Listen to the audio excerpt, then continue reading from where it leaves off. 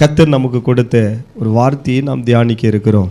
ஏசாயா தீர்க்கதரிசன புஸ்தகம் அதனுடைய 41வது அதிகாரம். ஏசாயா தீர்க்கதரிசன புஸ்தகம் அதனுடைய 41வது அதிகாரம் 13வது வசனத்தை வாசிக்கட்டும்.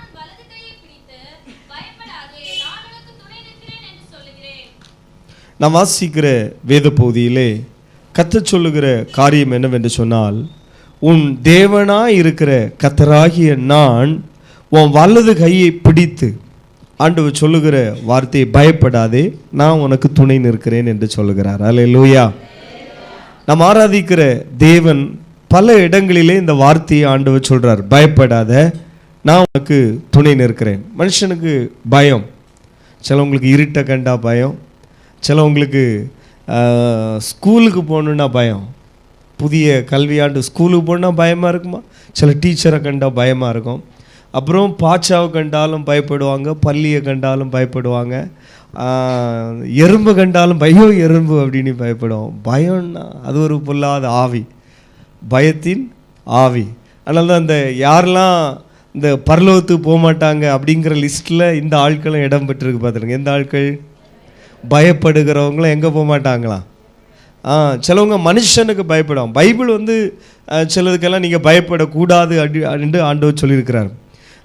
மனுஷனுக்கு பயப்படக்கூடாது. மனுஷனுக்கு பயப்படுகிற பயம் எதை கொண்டு வரும்? கண்ணியை கொண்டு. ரெண்டாவது, உங்கள் மாம்சத்தை கொலை செய்கிறவர்களுக்கு பயப்படாதுங்க. உங்கள் ஆத்துமாவையும் மாம்சத்தையும் நரகத்தில் தூக்கி போடுறவருக்கு நீங்கள் என்ன செய்யணும்?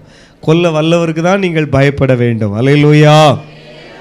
உலகத்தில் இருக்கிறவனிலும் ஆமீன் உங்களோடு இருக்கிறவர் பெரியவர். அப்போஸ்தலனாகிய பவுல் சபையை பார்த்து சொல்லும் பொழுது, அந்த மனுஷன் நமக்கு என்ன செய்வான்? கர்த்தர் நம் பட்சத்தில் இருக்கும் பொழுது நமக்கு எதிராக எழும்புகிறவன் யார்? ஒரு கொஸ்டின் மார்க். அதனால அன்பு தெய்வ பிள்ளைகளே, நாம் ஆராதிக்கிற சர்வ வல்லமுள்ள தேவன், அவர் வந்து சொல்ல ஆகும், அவர் கட்டளையிட நிற்கும், அவர் சர்வ வல்லமுள்ள தேவன். அவர் சொல்லுகிறார் நம்மளை பார்த்து, நீ பயப்படாத, நான் உனக்கு துணை நிற்கிறேன். அல்லேலூயா. இந்த காலை வேளையிலும் ஏதாவது ஒரு விஷயத்தை குறித்து பயத்தோடு கலக்கத்தோடு இருக்கிறீங்களா? கர்த்தர் சொல்றாரு, பயப்படாத, நான் உனக்கு துணை நிற்கிறேன். அல்லேலூயா. கைகளை அசைத்து ஒரு அல்லேலூயா சொல்லுங்களேன். இங்கே தீர்க்கதரிசி சொல்லும் பொழுது முதல் ஒரு வார்த்தையை சொல்லுகிறார், உன் வலது கையை பிடித்து. கர்த்தர் ஆமீன் பாருங்கள், அவருடைய கரத்தை குறித்து இந்த காலை வேளையிலும் நாம் தியானிக்க இருக்கிறோம். ஆண்டவருடைய கரம் எப்படிப்பட்டது என்று சொன்னால், அவருடைய கரம் எப்பொழுதுமே ஒன்றை உருவாக்கக்கூடியது. இப்படி பைபிளில் பல நிலைகளிலே கர்த்தருடைய கரத்தை குறித்து பரிசுத்த வேதாகமம் நமக்கு கற்றுத்தருகிறது. முதலாவதாக நாம் பார்ப்போம்னா, ஆமீன், மனிதனை தேவன் வந்து உண்டு பண்ணினார், மண்ணினாலே உருவாக்கினார், தேவ சாயலிலே உருவாக்கினார். நாம் வந்து கர்த்தருடைய கிரியைகளாக இருக்கிறோம். அவருடைய படைப்பு தான் நம் கண்களிலே காண்கிறது எல்லாம். அவர் எல்லாவற்றையும் அழகாக செய்கிறவர். அப்போ அவர் குயவனாக இருக்கிறார். நம்ம அவருடைய கரத்தில் இருக்கிற எதுவாக இருக்குன்னா ஒரு களிமண்ணாக இருக்கிறோம். அவர் நம்மளை மேக் பண்ணுகிறவர். இப்போ பாருங்கள், சில வீடுகளில் மத்தியானம் போனீங்கன்னா அவங்க டைனிங் டேபிள்லாம் நிறைய விதவிதமான உணவு வகைகள் அப்படியே சூழ்ந்திருக்கும். அது அந்த வீட்டில் உள்ள சகோதரியினுடைய இதுவாக இருக்கும், கைவண்ணமாக இருக்கும். சில வீட்டிலலாம் பார்த்தீங்கன்னா இப்படி அவங்க காம்பவுண்டுக்குள்ளே போன உடனே நிறைய செடிகள்லாம் வச்சு வீட்டெல்லாம் நல்ல அலங்கரித்து அழகாக வச்சுருப்பாங்க. அவங்கவுங்க கைவண்ணத்தை காணிப்பாங்க. இதே போல் கர்த்தர் பாருங்கள், அவருடைய கரம் ஆமீன் தீர்க்கதரிசி சொல்லும்போது அது குறுகி போகலை. கர்த்தருடைய கரம் எப்போவுமே என்ன செய்யலை? குறுகி போகலை. அது எதுக்கு குறுகி போகலைன்னா, ரட்சிக்க கூடாதபடிக்கு கர்த்தருடைய கை குறுகி போகலை. அப்போ நம்மளை ரட்சிக்கும்படியாய், நம்மை காப்பாற்றும்படியாய், நமக்கு உதவி செய்யும்படியாய் இன்றைக்கும் கர்த்தருடைய கரம் தான் முதல்ல ஓடோடி வரும். Praise the lord. அல்லேலூயா. கைகளை அசைத்து ஒரு அல்லேலூயா சொல்லுங்களேன். எந்த அளவுக்கு நமக்கு உதவி செய்யும்படியாக அவருடைய கரம் ஓடோடி வருகிறதோ, அதே போல் அவரை விட்டு நம்ம தூரம் போய் ஒளிந்து கிடப்போம்ல, அங்கேயும் வந்து அந்த எந்த இடத்துல ஒளிந்திருக்கோமோ அங்கேயும் அவருடைய கரம் நம்மை பிடிக்கும். அதுவும் சொல்லப்போ அவருடைய வலது கரம் நம்மளை வந்து என்ன செய்யும்? நான் பாதாளத்தில் போய் அங்கே போய் என்ன செய்தாலும், படுக்கையை போட்டாலும் அப்படின்னா அதிகாலை செட்டை அடித்து எங்கேயாவது ஒரு சிலவங்க நினைக்கிறேன், எங்கேயாவது போயிடலான்னு நினைக்கிறேன். வீட்டில் ஏதாவது கொஞ்சம் கசாமுசாக இருக்கணும்னு வச்சுக்கிடுங்க, இந்த சகோதரர்கள் மிரட்டுற காரியம் எதாகும், நீ இந்த சும்மா வாயை வச்சுக்கிட்டு இருக்காட்டு நான் எங்கேயாவது என்ன செய்திருவேன், போயிடுவேம்பாங்க. ஏன்னா கொஞ்ச நாள் இந்த பிள்ளைக்கு அதாவது பிள்ளைங்க கல்யாணம் முடியல ஸ்டேஜில் இருந்து அந்த பிள்ளைக்கு மட்டும் நான் கல்யாணம் முடிச்சு வச்சுட்டு நான் எங்கேயாவது என்ன செய்திருவேன், போயிடுவேன். கண்ணில் காணாத திசைக்கு போயிடுவேன். ஒருவேளை மனைவிக்கு கண்ணுக்கு தெரியாமல் ஓடலாம். அல்லட்ட சில சகோதரிகளும் சொல்லுவாங்க, நான் எங்கேயாவது எங்கே போயிடுவேன், எங்கேயாவது அநாத மடத்துக்கு போயிடுவேன், இல்லாட்ட எங்கேயாவது ஆர்ஃபனேஜுக்கு போயிடுவேன். சிலவங்க சொல்லுவாங்க, அவங்க அம்மா நல்லா ஆரோக்கியமாக இருந்தால் சொல்லுவாங்க, நான் எங்கே போயிடுவேன், நீர் நான் எங்கள் அம்மா வீட்டுக்கு போயிடுவேன். அம்மா அப்பா அங்கே இறந்தாங்கன்னா அப்புறம் அங்கே போக முடியாது பார்த்துடுங்க, அங்கே அப்புறம் சொல்லவே முடியாது, அங்கே வேறு ஆள்லாம் வந்துடும். அப்போ பாருங்கள், இப்போ சொல்லிடுவாங்க. ஆனால் ஒரு விஷயத்தை புரிந்து கொள்ளுங்க, எங்கே போனாலும் அவருடைய வலதுகரம் நம்ம பின்னால் வரும். பிரைஸ் தி லார்ட், ஹல்லேலூயா. பின்னால சும்மா அங்கே தடவி கொடுக்க வராது, அங்கேயே வந்து பிடிக்கும். சொல்லுங்க, அங்கேயே வந்து பிடிக்கும். Hallelujah, praise the lord, hallelujah. யோனா அப்படித்தான் தேவ சமூகத்தை விட்டு விலகி ஓடினான். அவன் நினச்சான் அந்த கப்பலில் வந்து இந்த பேசஞ்சர் இருக்கிறதுக்கு நீ சீட்டில் இருந்தால் தானே நம்மளை கண்டுபிடிப்பாங்க, நம்ம வந்து தளவடங்கள் அல்லாட்ட அந்த ஸ்டோர் ரூமில் இன்னும் அந்த கப்பலில் உள்ள சில பொருட்கள்லாம் போடுற இடத்துல போய் உள்ளே போய் அங்கே போதிட்டு என்ன செய்யிட்டான், படுத்து வரையிட்டான். இங்கே இருந்தால் யாரும் பார்க்க மாட்டாங்கன்னு. கர்த்தருக்கு மறைவிடம் ஒன்று கிடையவே கிடையாது. பிரைஸ் தி லார்ட், ஹல்லேலூயா.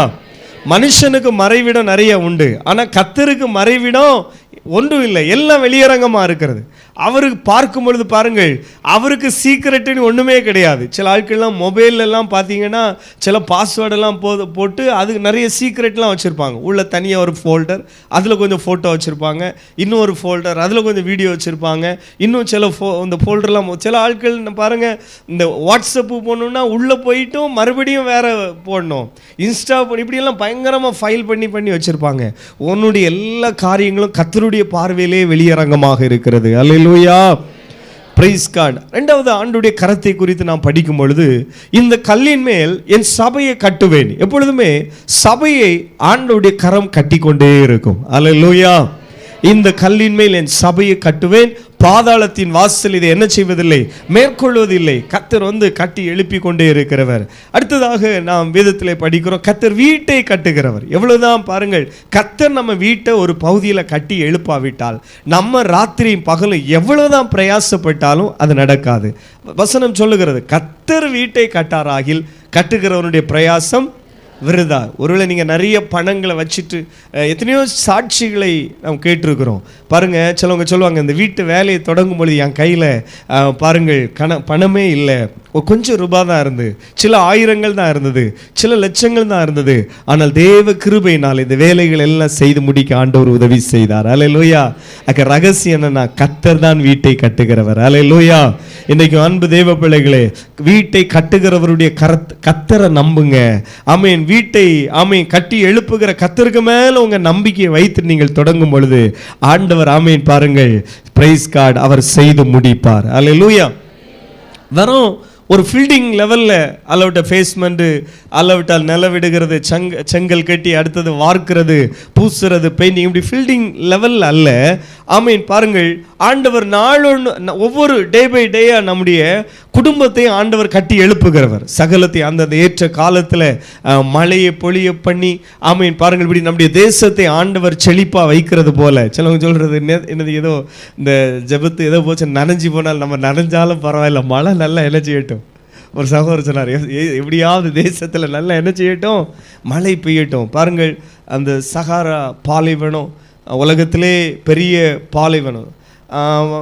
நேற்றைய தினத்தில் இந்த வீக்கில் நேற்றைய முந்தின தினம்னு நினைக்கிறேன், ஒவ்வொரு நாளும் ஒரு வாரத்துக்கு ஒருக்கா அங்கே இருக்கிற கிராமங்களுக்கு தண்ணி போகக்கூடிய லாரி உண்டாம். ஒரு லாரி வந்து தண்ணீர் கொண்டு போக வழியில் ரிப்பேர் ஆகுனதுனால 49 பேர் இறந்துருக்கிறாங்க தண்ணி இல்லாமல். துடிக்க எவ்வளோ ஒரு கஷ்டமான விஷயம். நம்ம வந்து பாருங்கள், ஈஸியாக இந்த ஒரு பக்கெட் தண்ணியெல்லாம் கீழே அப்படி அசால்ட்டாக விற்றிடுவாங்க சிலவங்க. தண்ணி எவ்வளோ இம்பார்ட்டன்ட் பாருங்கள். ஒரு விஷயம் கைகளை உயர்த்தி நம்ம அந்த ஆமீன் உலகத்திலே பெரிய அந்த பாலைவனம், சகாரா பாலைவனத்தில் அந்த ஆப்பிரிக்கா கண்டத்தில் இருக்கிறது. அங்கே இருக்கிற ஜனங்கள் தண்ணீருக்காக இயங்குகிறார்களே.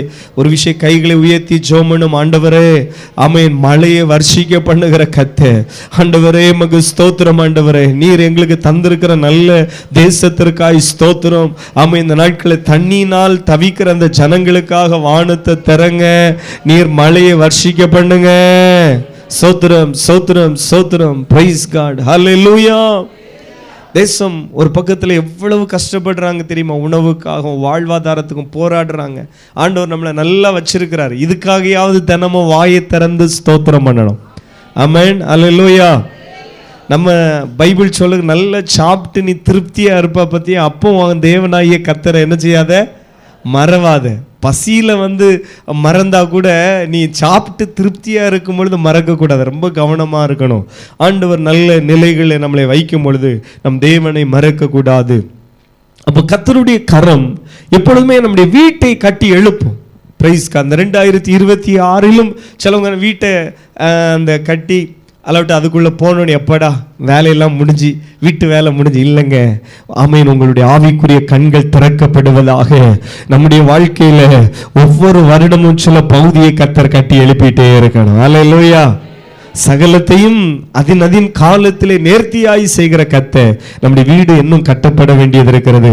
ஒரு வலது கரத்தை உயர்த்தி சொல்லுங்க, உங்களுடைய வீடு எந்தெந்த பகுதியில் உண்மையிலே ஒருவேளை உங்களுக்கு ஒரு வீடு இல்லைன்னா அதுக்காகவும் ஜெபம் பண்ணுங்க. உங்களுடைய வீட்டினுடைய வேலைகள் பினிஷிங் ஆகாட்டு அதுக்காகவும் ஜெபம் பண்ணுங்க. ஆனால் ஆண்டவரே என் குடும்பம் கட்டி எழுப்பப்படணும். அந்த வார்த்தை ஒருக்கா வலது கையை உயர்த்தி சொல்லுங்க, கர்த்தாவே என் குடும்பம் கட்டி எழுப்பப்படணும். ஆவிக்குரிய நிலையிலே கட்டி எழுப்பப்படணும். நானும் என் வீட்டாருமோ என்றால் கர்த்தரையே சேவிப்போம் என்கிற வாக்குத்தத்தம் கர்த்தருடைய நாமத்திலே குடும்பத்துக்கு அவகாசமாய் மாறட்டும். ஆமென். வியாதி பலவீனங்களுக்கு விலக்கி கர்த்தரைய குடும்பத்தை கட்டி எழுப்புங்க. ஓ, கடன் பாரத்திலிருந்து விடுவித்து கர்த்தரைய வீட்டை கட்டி எழுப்புங்க. வருமான பகுதியை வீட்டுக்குள்ளே கடந்து வரட்டும். Yes Lord. ஹல்லேலூயா. வார்த்தையை விசுவாசிக்கிற பிள்ளைகள் கைகளை தட்டி கர்த்தரை ஸ்தோத்திரம் பண்ணுங்களேன். நீங்க ஜெப வீட்டில் இருந்து வார்த்தையை விசுவாசித்து கர்த்தரை மகிமைப்படுத்துகிற இந்த வேளையிலே ஒரு வலது கரம் உங்கள் வீட்டை கட்டி எழுப்புகிறது. Price the lord. ஹல்லேலூயா. ஹல்லேலூயா.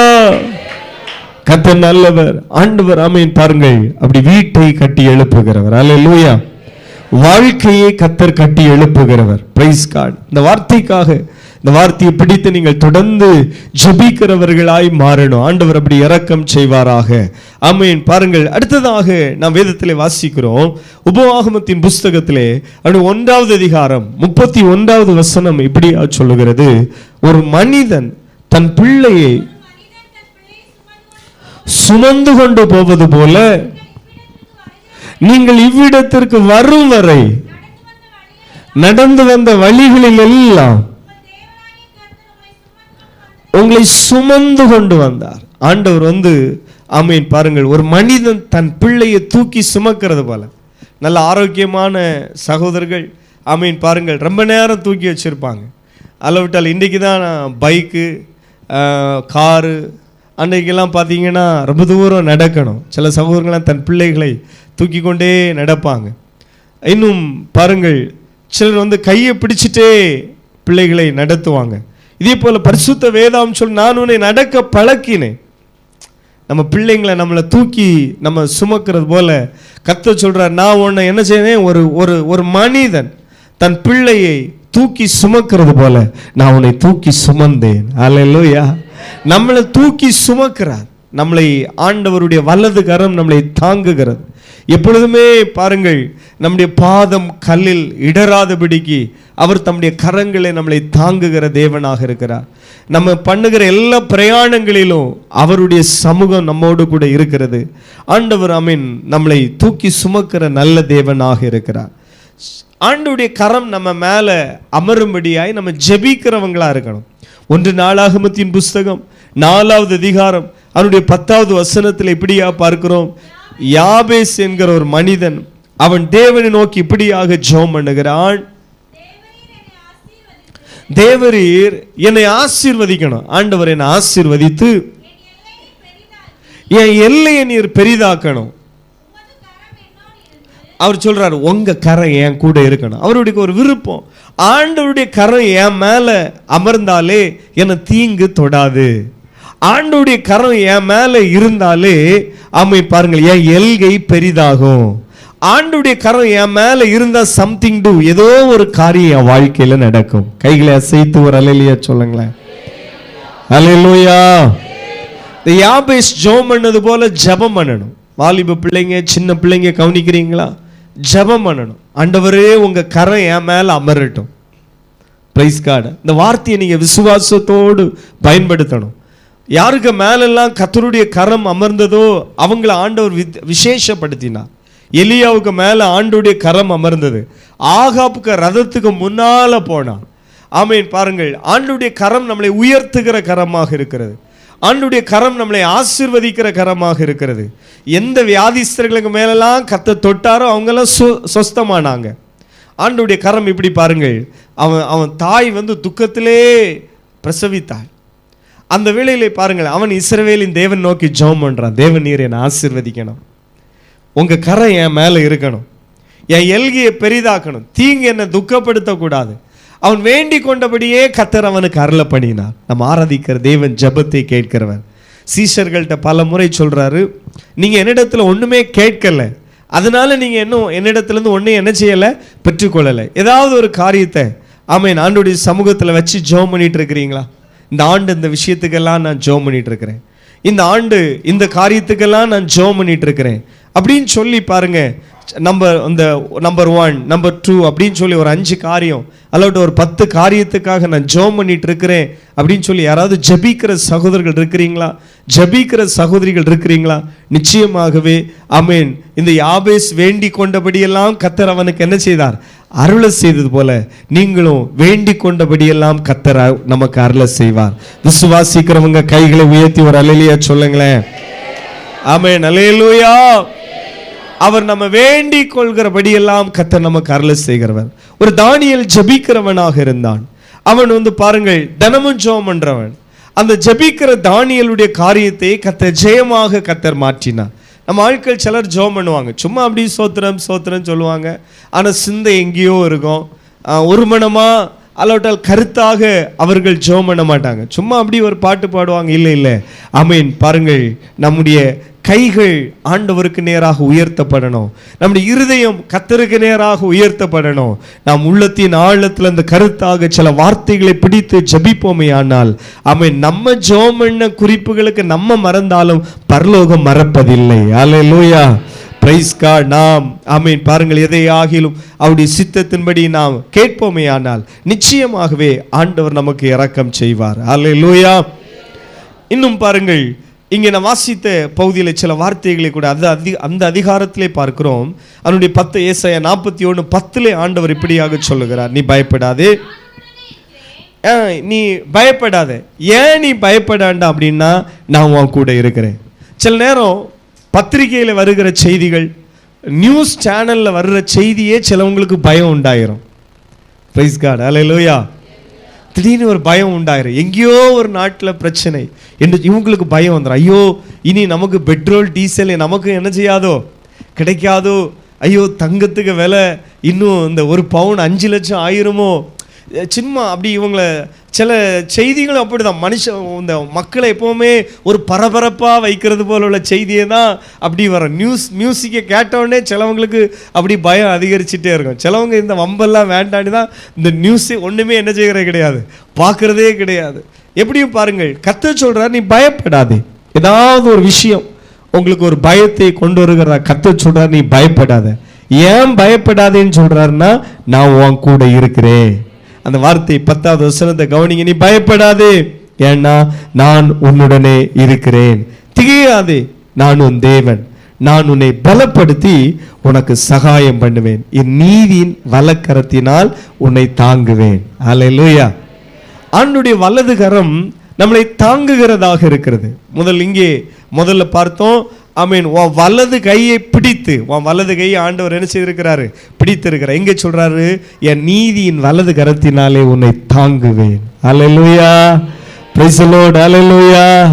அவர் நம்மளை தாங்குகிறவர். ஆமென். பாருங்கள், அவர் ஆமென் காலமெல்லாம் தூக்கி சுமப்பார், அது அவருக்கு டயர்டாகவே செய்யாது. அவர் நம்மளை தாங்குகிறவர். அவருடைய நீதியின் வலது கரம் நம்மளை தாங்கும். பைபிளில் சில நபரை ஆண்டவருடைய கரம் பிடித்திருக்கிறது. சங்கீதக்காரனை தாவீது சொல்லும் பொழுது, சங்கீதம் 73வது சங்கீதம் அதனுடைய 23வது வசனத்தை நாம் வாசிக்கும் பொழுது, ஆண்டவருடைய கரம் நம்மளை பிடிக்க வேண்டும் என்று சொன்னால் முதல்ல நம்ம என்ன செய்யணும்னா, நாம் எப்போதும் அவரோடு கூட இருக்கணும். இப்போ ஒரு அப்பா ஒரு மகனுக்கு கையை பிடிச்சி நடக்கிறாருன்னா அப்பாவுக்கு பக்கத்தில் எப்பவும் பிள்ளை இருக்கணும். அப்போ தான் கையை என்ன செய்ய முடியும்.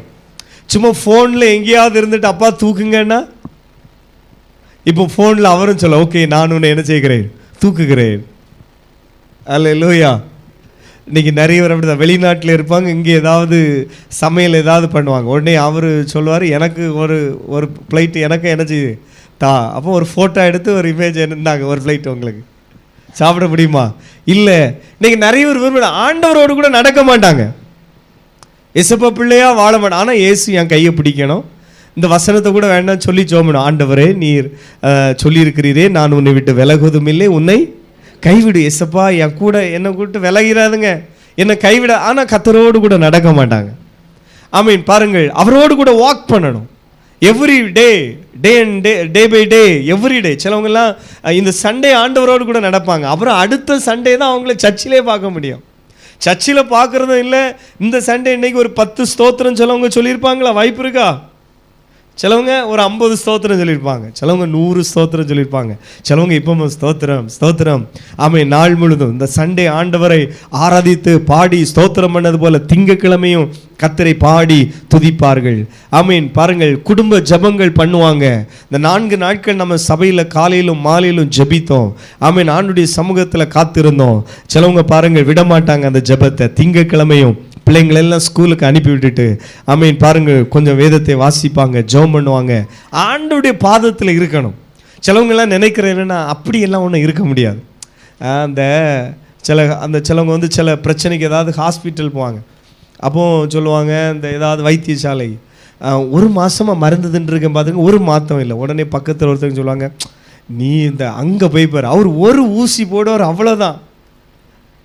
ஒரு ஊசி போடுவார், அதுக்கு அடுத்த வார்த்தையை சொல்லலையே, நீங்கள் சொல்லுங்கள். ஒரு ஊசி போடுவார், அவ்வளோதாங்கிறதுக்கு நிறைய அர்த்தம் இருக்குது பார்த்துடுங்க. அல்லேலூயா. அப்போ நிறைய பேர் விரும்புகிறது என்னென்னா இப்படி தான் பாருங்கள், அந்த ஆண்டவருக்கு சமூகத்தில் ஒன்றும் காத்திருக்க மாட்டேன், உட்கார்ந்து ஆமீன் பாருங்கள் நான் ஒன்றும் இருக்க மாட்டேன். பைபிள் எல்லாம் கர்த்தருக்காக சிலர் பொறுமையோடு காத்திருந்திருக்கிறாங்க. ஆண்டவர் வந்து பாருங்கள், ஒரு தீமையும் செய்யாத என் தேவன். அல்லேலூயா.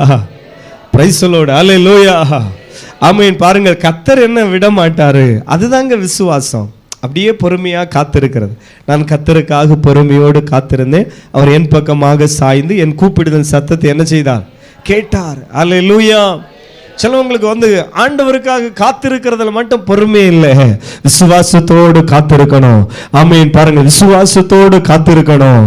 ஆண்டவர் நிச்சயமாகவே அன்பு தேவ பிள்ளைய விசுவாசத்தை கனம் பண்ணுவாரு. விசுவாசிக்கிறவனுக்கு எல்லாம் கூடும். அல்லேலூயா. அப்போ இங்கே வேதத்தில் வாசிக்கிறோம், சங்கீதக்காரன் இப்படியாக சொல்லுகிறார், நான் அவரோடு கூட ஆமீன் பாருங்கள் இருக்கணும். சொல்லுங்க, நம்ம யாரோடு கூட இருக்கணும்? அவரோடு கூட இருக்கணும். அப்பொழுது அவருடைய வலது கரம் நம்மளை என்ன செய்யும்? ஆமீன், விடுவிக்கும். அவருடைய வலது கரம் நம்மளை ரட்சிக்கிறதாக இருக்கிறது. 73ஆம் சங்கீதம் அதனுடைய 23வது வசனத்தில் எப்படியாக வாசிக்கிறோம், நான் எப்பொழுதும் உம்மோடு இருக்கிறேன். சொல்லுங்க, ஆனாலும் நான். அல்லேலூயா. எப்பொழுதும், அந்த வார்த்தையை சொல்லுங்களேன். எப்பொழுதும் யாரோடு கூட இருக்கிறேன்? அப்படி ஆண்டவரோடு நான் எப்பொழுதும் இருக்கிறேங்கிறவங்க ஒரு அல்லேலூயா சொல்லுங்களேன். கர்த்தர் நல்லவர். போன ஞாயிற்றுக்கிழமைக்கு பிறகு இன்னைக்கு தான் நான் கையை தட்டி ஒரு பாட்டை பாடி இருக்கிறேங்கிறவங்க ஒரு அல்லேலூயா சொல்லாண்டா. உங்களுக்காக நான் சொல்லியிருக்கிறேன். சோத்திரம். அல்லேலூயா.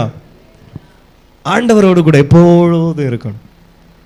குடும்ப ஜபம் ரொம்ப முக்கியம். ஆண்டவருக்கு பிரியமாக வாழ விரும்புகிற பிள்ளைங்க 3 காரியம் விட்டுறக்கூடாது. 1, தனி ஜபம். தனியாக முழங்கால் படிட்டு நீங்கள் தனிப்பட்ட விதத்தில் கர்த்தரோடு கூட கொஞ்ச நேரம் பேசணும். அப்புறம் வேத தியானம், தினமும் பரிசுத்த வேதாகமத்தை வாசிக்கணும். தம்பி நிமிர்ந்து கவனிக்கிறீங்களா? சோத்திரம். அல்லேலூயா. தினமும் வேதத்தை வாசிக்கணும். இது உங்களுடைய ஆவிக்குரிய வளர்ச்சிக்கு மிகவும் உதவி செய்யும். பரிசுத்த ஆவியில் தினமும் நிரம்பணும். எப்படியாவது பரிசுத்த ஆவியானவரை பெறணும். நல்ல கைகளை தட்டி பாடி ஆவியில் நிரம்பணும். Price God. அல்லேலூயா. ஆமீன். கர்த்தர் நல்லவர். இந்த வேதத்தில் நாம் எப்படியா பார்க்கிறோம், அவர் சொல்லுகிறாரு, நான் ஆனாலும் நான் எப்பொழுதும் எப்படி இருக்கிறேன்? ஆமீன் உம்மோடு இருக்கிறேன். அந்த வார்த்தைக்காய் கர்த்தரை ஸ்தோத்திரம். நான் எப்பொழுதும் உம்மோடு இருக்கிறேன். ஆமீன். என் வலது கையை பிடித்து தாங்குகிறேன். நம்ம ஆண்டவரோடு கூட இருக்கும் பொழுது சில நேரம் சில பிள்ளைங்களுடைய பாருங்க, அவங்க கையை வந்து பெரியவங்க பிடிப்பாங்க, தாத்தா பிடிப்பாங்க, பாட்டி பிடிப்பாங்க. இது அப்படி சும்மா அசால்ட்டாக போயிட்டுருக்கோம். திடீர்னு வந்து அவங்க பிடிப்பாங்க. பிடிச்சி ஏன்னா அடுத்த ஒரு சின்ன ஒரு பள்ளத்தை தாண்ட வேண்டியது இருக்குது. இந்த பிள்ளையால் என்ன செய்ய முடியாது, தாண்ட முடியாது. யாருக்கு தெரியும்? பெரியவங்களுக்கு தெரியும், அதோட தகப்பனாருக்கு தெரியும். கையை டக்குன்னு பிடிச்சிடுவார். இவர் ஜம்ப் பண்ணச்சில் இந்த பிள்ளையும் சேர்த்து ஜம்ப் பண்ணி அங்கே போய் போகும். அல்லேலூயா, பிரைஸ் தி லார்ட், அல்லேலூயா. கர்த்தர் பல வேளையில் நம்முடைய வலது கையை அவர் பிடிக்கிறார். அவரோடு கூட நம்ம இருக்கும் பொழுது, அவரோடு கூட நடக்கும் பொழுது ஆண்டவருடைய வலது கரம் நம்ம என்ன செய்கிறது? பிடிக்கிறது. அந்த வார்த்தைக்காய் கர்த்தரை ஸ்தோத்திரம் பண்ணுகிறேன். அல்லேலூயா. அடுத்ததாக நாம் வேதத்திலே இப்படியாக நாம் வாசிக்கிறோம். 63வது சங்கீதம் அதனுடைய 8வது வசனத்தை நாம் வாசிக்கும் பொழுது 63 அதனுடைய 8. ஆமென். இங்கும் பார்க்கிறோம், என் ஆத்துமா உம்மை தொடர்ந்து பற்றி கொண்டிருக்கிறது. Praise God. சிலவங்களுக்கு ஆத்துமாலாம் பார்த்தீங்கன்னா விடாமல் யாரையாவது துரத்திட்டே இருக்கும். என்ன மெசேஜ் போடல, என்ன கால் பண்ணலை, சும்மா விடாமல் அந்த ஒரு மாதிரி விடாமல் துரத்தோம். ஆனால் பாருங்கள், சங்கீதக்காரன் இப்படி சொல்லுகிறார், ஆமீன், என்னுடைய ஆத்துமா ஆமீன் உம்மை தொடர்ந்து பற்றி கொண்டிருக்கிறது. பிரைஸ் காட், அல்லேலூயா. என் ஆத்துமா வந்து உம்மை தொடர்ந்து என்ன செய்து கொண்டிருக்கிறது? அப்படி விடாமல் பற்றி கொண்டிருக்கிறது. உமது வலது கரம் என்னை தாங்குகிறது. அல்லேலூயா. ஆண்டோடைய அந்த இவர் ஒரு பாட்டே பாடிடுறார், உங்கள் வலது கரம் என்னை தாங்குகிறதுனால் தூங்குவேன், நீர் என்னை தாங்குவதால் தூங்குவேன். எப்படி? நிம்மதியாய். அப்போ நிறைய பேர் ஆண்டுடைய வலது கரம் நல்ல பயங்கரமாக தாங்கிறதுனால தான் நிம்மதியாக தூங்குகிறது. சோத்திரம், கர்த்தர் நல்லவர். ஆமீன்.